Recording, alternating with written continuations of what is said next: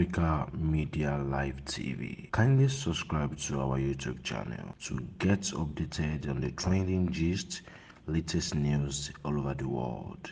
Like our page, subscribe, and share with friends. Thank you.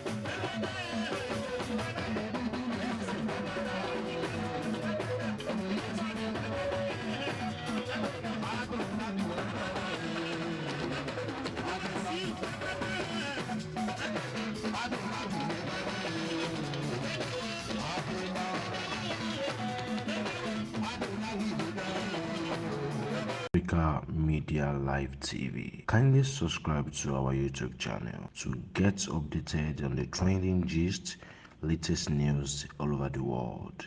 Like our page, subscribe, and share with friends. Thank you.